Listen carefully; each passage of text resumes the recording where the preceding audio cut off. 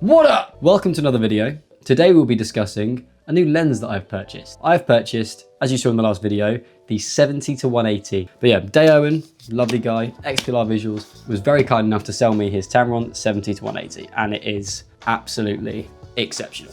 First of all, I'm going to run you through some specs before I talk about the day we had. So it is a 67mm filter thread. I'm just going to get that out of the way. For a lens of that focal range, having a 67mm filter thread, mental. I think that's the most common filter thread you can get. It is ridiculously light for a lens of its focal range. It's 810 grams. So the Sigma 70-200 is about 1.3 kg, and this is 810 grams. So instant plus in my regard because I travel a lot, so I don't really want to be lugging heavy lenses around. Second of all, the focal range, you don't miss 20mm on the long end. You really don't. I've used 70-200s before, and using this, you really don't notice it. And even if you were going to want to get a little bit tighter in, it's a slight crop to 200. And the lens is sharp enough to where I think you can absolutely crop in quite a bit. And that's leading on to the second point, the sharpness. I have noticed that it is an extremely sharp lens. I've used Tamron for ages.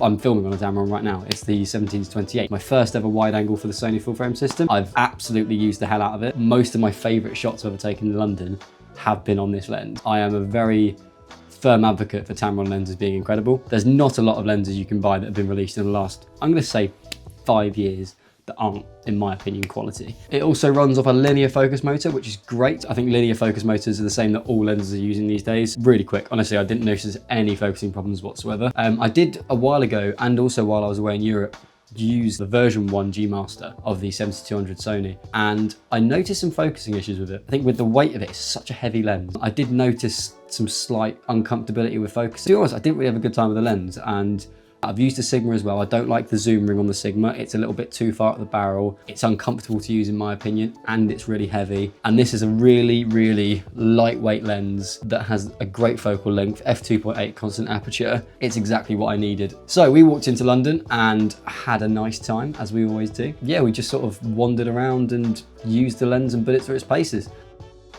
We saw the GT version of this in Wex. As soon as you told me this had a 67mm filter thread, I was like, yeah, I'm buying that. Here's the big daddy boys. You're definitely not getting as much bokeh as you're getting on the 135. But sometimes bokeh's not everything. Sometimes you just want to frame things nicely.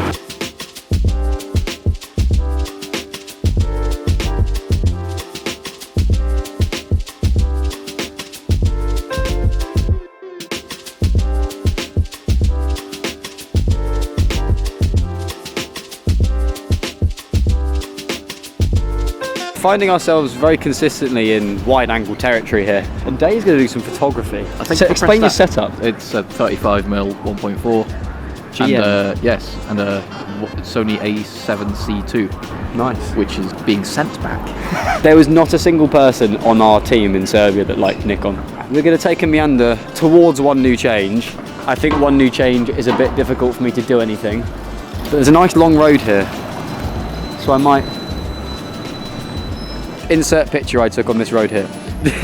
We have discovered a slight issue, and that is that it's rush hour, post-working hours in central London on a Thursday night. What do all people do on a Thursday night after they finish work? Drink.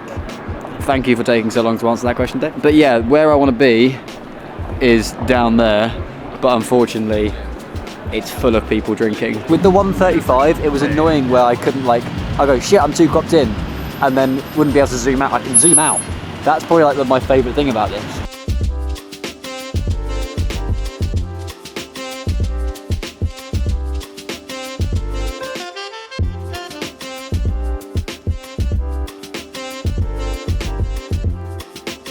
Day is having immense fun.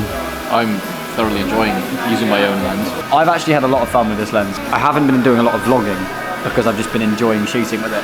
It's mentally good.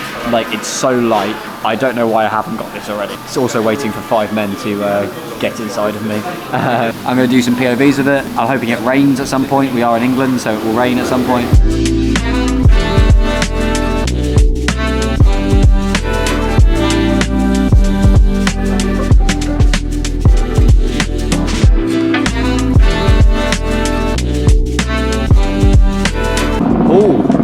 Got some noise, and we've got a lovely cityscape there. Lovely cityscape there. We've got to a point now where I'm actually far away from things, which I wasn't earlier. Let's get some banangas. So we are we've entered South Bank, which ironically is my probably least photographed part of London.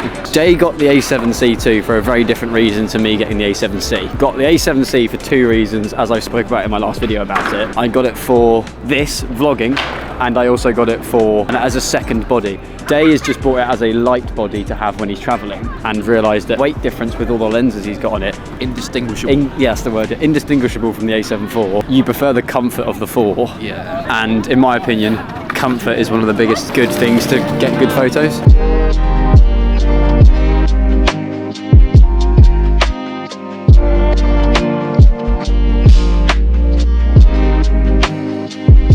Now Piccadilly was nicely calmer than it normally is. Got some great low light stuff with it. I didn't think the 2.8 would be able to hack it because I've always been using 1.8s and 1.4s. You know what, it held up great. The A7 III's got great low light capability. Honestly, that's where the lens, I think I had the most fun with it. It was just getting banger after banger after banger after banger.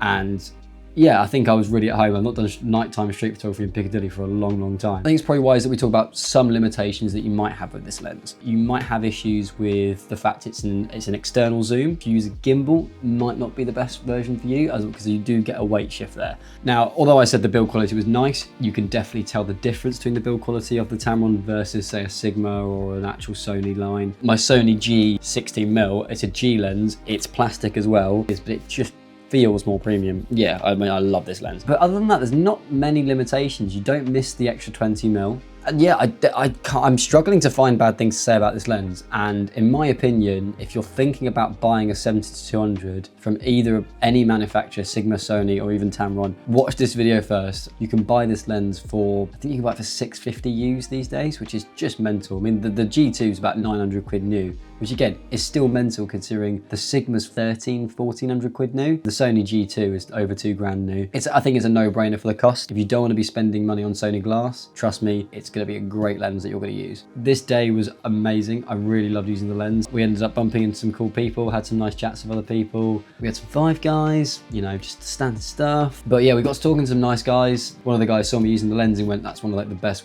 lenses I've ever used. He said he's used it for weddings. He said he's used it for portraits. And yeah, honestly, I have nothing really bad to say about it. It's fantastic. I can tell it's going to do me good. Day realised about halfway through me using it, he went, crap, I still want that lens, and like sort of jokingly regretted selling it to me. That was our day. Thank you guys so much for watching. So all of the pictures I took today were edited with my Lightroom presets. You can buy them with the link in the description. Please feel free to like, comment and subscribe, and I will see you guys in the next one.